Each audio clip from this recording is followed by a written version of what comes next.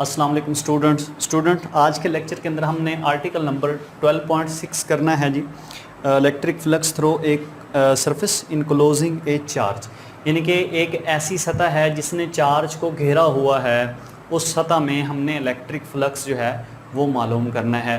तो ऐसी सतह कौन सी हो सकती है भाई? वो सतह स्फेरिकल हो सकती है, यानी कि एक चार्ज रखा हुआ है और आपने इस चार्ज के गिर्द एक ऐसी सतह बनानी है जो इस चार्ज को मुकम्मल तौर पे घेरे हुए हो, तो वो फुटबॉल की शक्ल होगी, यानी कि स्फेरिकल होगी। तो यहाँ पे मैं इसकी शक्ल ये आप देखें जी, यहाँ पे सेंटर पे जो है वो हमने एक चार्ज रखना है जो कि कितना है, Q है। ये वो चार्ज है जिसके तमाम अतराफ़ में जो है वो एक सतह मौजूद है। जैसे ये रूम है तो इसके मरकज़ में सेंटर में आप जो है यहाँ पे लेट कर लेते हैं, इस जगह पे कोई चार्ज रखो तो इस चार्ज के तमाम अतराफ़ में जो है सतह मौजूद है, इधर ऊपर नीचे, इधर फ्रंट पे, इस साइड पे, तो तमाम अतराफ़ में जो है वो इसके जो है वो सतह मौजूद है।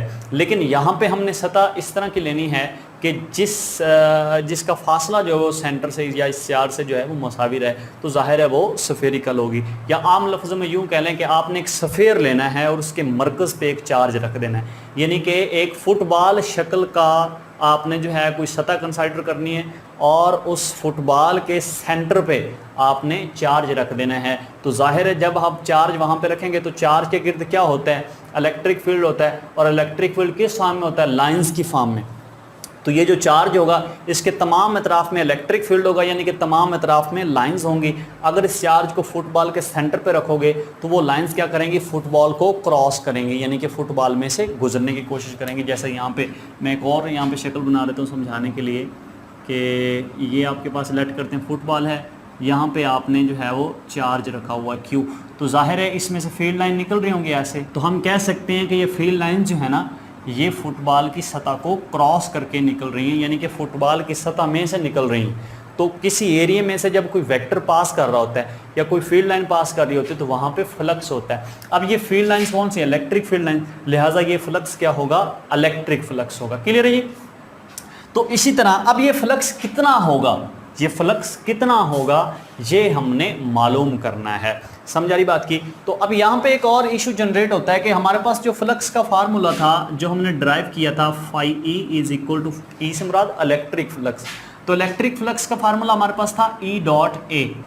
ये फार्मूला आप अप्लाई करेंगे इसके ऊपर तो फ्लक्स फाइंड हो जाएगा, सिंपल सी बात है। लेकिन मसला ये है कि अगर आप इस फार्मूले को अप्लाई करना चाहते हो, एक शर्त का पूरा होना लाजमी है। वो शर्त क्या है कि ये जो एरिया है ना ये फ्लैट होना चाहिए। क्या होना चाहिए?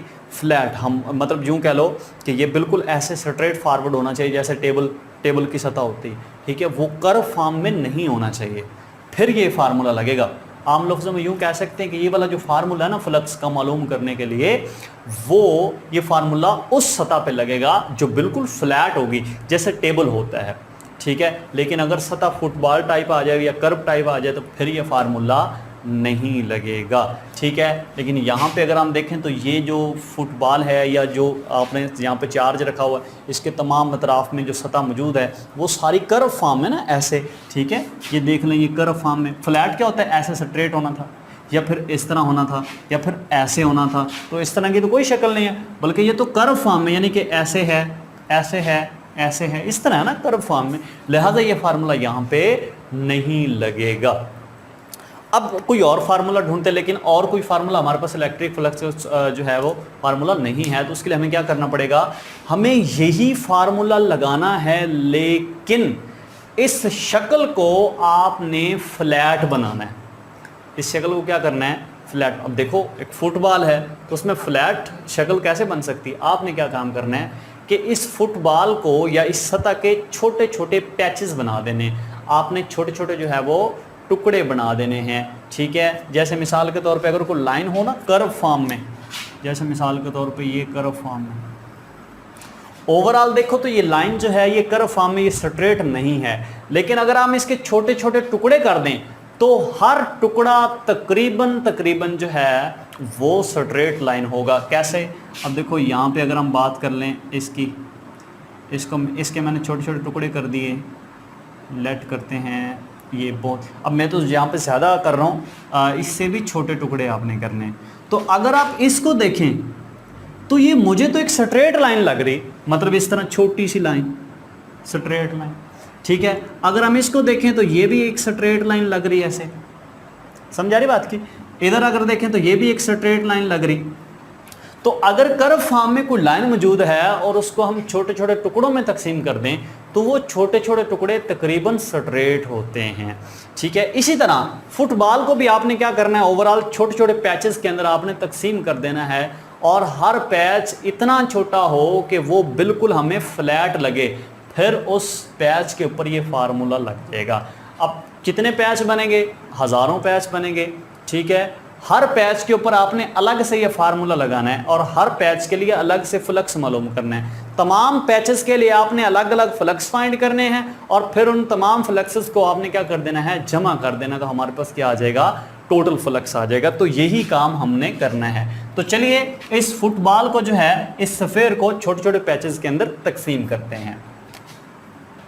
अब जी, तो ये हमने छोटे छोटे पैचेस जो है वो बना लिए हैं जी। हर पैच का एरिया जो है लेट करते हैं। ये वाला जो पैच है इसका एरिया आप ले लेते हैं A1, ठीक है, इस पैच का एरिया, और इसका एरिया हम ले लेते हैं जी A2, इसका एरिया A3, इस तरह सो ऑन। ये सारे पैचेस का एरियाज होंगे कुछ ना कुछ, ठीक है।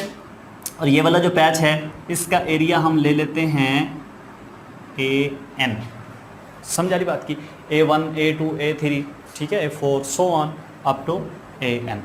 और दूसरी बात यहाँ पे मैं आपको समझाना चाहूँगा कि ये जितने भी पैचेस हैं ना, ये इन तमाम पैचेस का चार्ज से फासला सेम है।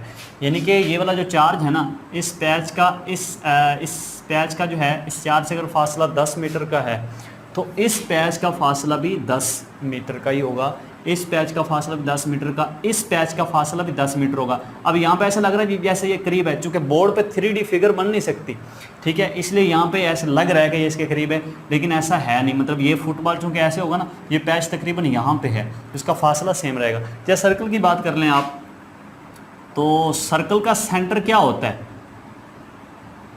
सेंटर वो पॉइंट होता है कि जिससे सर्कमफेरेंस का फासला हर पॉइंट पे सेम हो। यानी कि अगर हम बात करें, ये सेंटर है, तो अगर ये वाला फासला 10 मिलीमीटर है तो ये वाला फासला भी 10 होगा, ये भी 10 होगा, ये भी 10 होगा, ये भी 10 होगा, ये भी 10 होगा। यानी कि दायरे का रेडियस हमेशा इक्वल होता है। तो इसी तरह ये वाला फासला जो होगा ना, ये वाला यहाँ से लेके इधर तक, ये भी तकरीबन सफ़ेयर का रेडियस होगा, तो सफ़ेयर का रेडियस भी सेम रहता है। तो अगर फासला सेम है तो इलेक्ट्रिक फील्ड की शिद्दत जो है वो भी सेम होगी। इलेक्ट्रिक फील्ड की शिद्दत क्या होती है, किसी भी जगह पे इलेक्ट्रिक फील्ड की मिकदार को इलेक्ट्रिक फील्ड की शिद्दत बोलते हैं। तो जितना इलेक्ट्रिक फील्ड यहाँ पे होगा उतना ही इस पैच पे होगा, उतना ही इस पे होगा, इस चार्ज की वजह से, ठीक है जी। अगर इधर जो है वो E है तो यहाँ पे भी कितना होगा, E होगा, इधर भी E होगा, तमाम पैचेस पे E ही होगा। लेकिन चूंकि हमने इसको पैच 1 कंसिडर किया है, इसको 2 कंसिडर किया, इसलिए हम इसको E1 कह लेते हैं, इसको E2 कह लेते हैं, इसको E3 कहेंगे यहाँ पे। और इधर इलेक्ट्रिक फील्ड की मिकदार कितनी होगी, EN होगी। समझा रही बात की। अब आपने क्या करना है कि हर पैच पे यही वाला फार्मूला अलग से आपने लगाना है। तो यहाँ पे अगर हम देखें फाई E डॉट ख़त्म करेंगे तो क्या आएगा, EA cos थीटा, ठीक है। ये हमारे पास एक जो है वो इक्वेशन बन गई। लेट कर लेते हैं कि ये इक्वेशन A है या इक्वेशन 1 भी कह सकते हैं, ठीक है। अब फ्लक्स मैक्सिमम कब होगा, जब cos थीटा मैक्सिमम होगा। और cos थीटा मैक्सिमम कब होगा, जब थीटा जो है वो 0 डिग्री होगा। यानी कि 0 डिग्री जो एंगल है ये किसके दरमियान होगा, ये फील्ड लाइंस और जो एरिया है उसके नॉर्मल के दरमियान। अब देखो, अगर एरिया परपेंडिकुलर रखते हो और फील्ड लाइन इसमें से इस तरह पास करती हैं तो फील्ड लाइन और एरिया के दरमियान तो एंगल 90 है, लेकिन अगर हम इस एरिया के ऊपर नॉर्मल गिराएं तो नॉर्मल बिल्कुल ऐसे स्ट्रेट होगा, ऐसे। तो फील्ड लाइन भी ऐसे ही है और नॉर्मल भी ऐसे ही है, लिहाजा दोनों में एंगल कितना होगा, नॉर्मल और फील्ड लाइन के दरमियान एंगल 0 डिग्री होगा, ठीक है जी।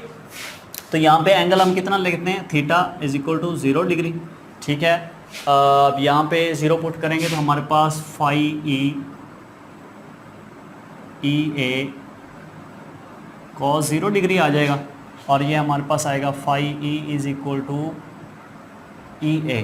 ये जो cos 0 है ये हमारे पास 1 हो जाएगा, अच्छा, इस इक्वेशन को हम क्या लेते हैं जी, इक्वेशन नंबर 1।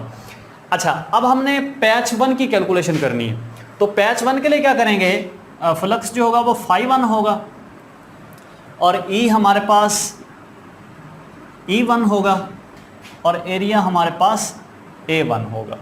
ठीक है जी।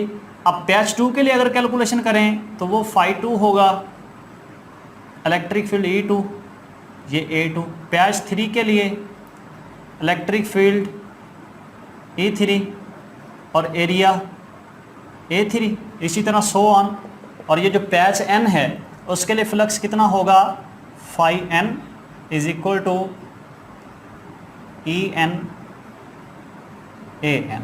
अब हम क्या करेंगे कि टोटल फ्लक्स निकालेंगे तो हम सबको क्या कर देंगे, जमा कर देंगे, तो हमारे पास आएगा φE, ये टोटल फ्लक्स होगा φ1 plus φ2 plus so on plus φN। Value put करेंगे यहाँ पे तो ये हमारे पास आएगा E1 A1 plus E2 A2 plus so on और प्लस EN AN। अब यहाँ पे देखो E1 इलेक्ट्रिक फील्ड की शिद्दत है लेकिन कहाँ पे, पैच 1 पे, और E2 इलेक्ट्रिक फील्ड की शिद्दत है कहाँ पे, A2 पे, और जो E3 आगे आएगा वो इलेक्ट्रिक फील्ड की शिद्दत होगी कहाँ पे, E2 पे, A3 पे। ठीक है। अब यहाँ पे देखें, मैंने आपको पहले ये कहा था कि इन पैचेस का चार्ज से फासला सेम है। अगर चार्ज से इनका फासला सेम है तो ये जाहिर है जो चार्ज का इलेक्ट्रिक फील्ड होगा उसकी शिद्दत भी इन तमाम पॉइंट्स पे एक जैसी होगी। अगर इधर 10 है तो इधर भी 10 होगी, इधर भी 10 होगी, यानी कि E1 अगर 10 है तो E2 भी कितना होगा, 10 ही होगा, और E3 भी 10 ही होगा। अगर 20 है तो तीनों क्या होंगे, सारे जो हैं वो 20 होंगे। तो लेट कर लेते हैं कि यहाँ पे ना 10 है ना 20 है, बल्कि इसका नाम रखते हैं E। ठीक है। यहाँ पे इलेक्ट्रिक फील्ड की मिकदार कितनी है, E है, इधर भी E, इधर भी E, यानी कि E1 E2 E3 सारे आपस में क्या हैं, इक्वल हैं। तो यहाँ पे हम लिख सकते हैं E1 is equal to E2 is equal to E3 is equal to so on is equal to EN, और ये सारे किसके इक्वल हैं, E के इक्वल। यानी कि E1 की जगह पे भी E लगा देना, E2 की जगह पे भी E लगा देना, E3 सारों की जगह पे आपने E लगा देना है। तो ये वाली जो इक्वेशन हमारे पास ये बन जाएगी φE is equal to EA1 plus EA2 plus so on plus EAN। अब यहाँ पे E जो है इसको हम कॉमन ले लेंगे तो हमारे पास ये आएगा E into A1 plus A2 plus so on plus AN। अब देखें ये हमारे पास इलेक्ट्रिक फील्ड है जी, तो ये हमारे पास आ जाएगा φE is equal to E वैसे आ जाएगा, और यहाँ पे A1 A2 A3। अब इसको हमने थोड़ा सॉल्व करना है, समझने की कोशिश करनी है। A1 क्या है, पैच 1 का एरिया, A2 क्या है, पैच 2 का एरिया, A3 पैच 3 का, AN पैच N का एरिया। तो अगर अब देखो यहाँ पे जितने भी पैचेस हैं, अगर इन सब पैचेस को मिला दिया जाए तो ये पूरा फुटबॉल, पूरा सफ़ेयर बन जाएगा, बिल्कुल बन जाएगा। ठीक है। अच्छा, अगर इन तमाम पैचेस के एरियाज को जमा कर दिया जाए तो क्या ये पूरे सफ़ेयर का एरिया बन जाएगा। देखो ना कि ये जो सफ़ेयर है ना, ये पैचेस के मिलने से बन रहा है। ठीक है। तो जितने पैचेस हैं हम उन सबको अगर इकट्ठा कर दें तो ये पूरा सफ़ेयर बन जाएगा। अच्छा, अगर उन तमाम पैचेस के एरियाज को जमा कर दें, यानी कि पैच 1 का एरिया, पैच 2 का एरिया, पैच 3 का एरिया, सो ऑन, सब पैचेस के एरियाज को अगर आप जमा कर दें तो वो एरिया बन जाएगा किसका, इस पूरे जो है वो पूरी शक्ल का एरिया बन जाएगा। और ये शक्ल कौन सी है, सफ़ेयर। तो यानी कि ये सफ़ेयर का एरिया बन जाएगा। तो यहाँ पे क्या हो रहा है, पैच 1 का एरिया, पैच 2 का एरिया, 3 का, सो ऑन, N का एरिया, ये सारे क्या हो रहे हैं, जमा हो रहे हैं। जब ये सारे जमा होंगे तो ये सारे किसके इक्वल होंगे, इस पूरे सफ़ेयर के एरिया के। लिहाजा इसकी जगह पे हम लिख सकते हैं एरिया ऑफ सफ़ेयर। ठीक है जी। तो ये हमारे पास क्या आ जाएगा, एरिया ऑफ सफ़ेयर। तो अब यहाँ पे आपने इनकी वैल्यूज पुट कर देनी है। E की वैल्यू आपको पता है, आपने पढ़ी थी इलेक्ट्रिक फील्ड की, 1/4 pi epsilon naught Q over R square, और एरिया ऑफ स्फेयर हमारे पास होता है जी 4 pi R square, 4 pi R square. ये आपने याद रखना, ये फार्मूला है कि स्फेयर का जो एरिया है वो इस रकम के बराबर होता है 4 पाई आर स्केयर।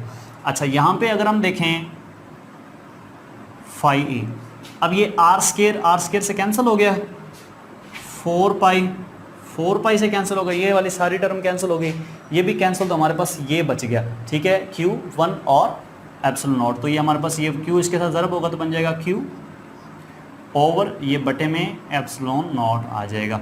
ठीक है जी, तो फाई ई हमारे पास आएगा Q ओवर एप्सिलॉन नॉट। तो ये वो टोटल फ्लक्स है किसका, इस तरह की स्फेरिकल शक्ल का।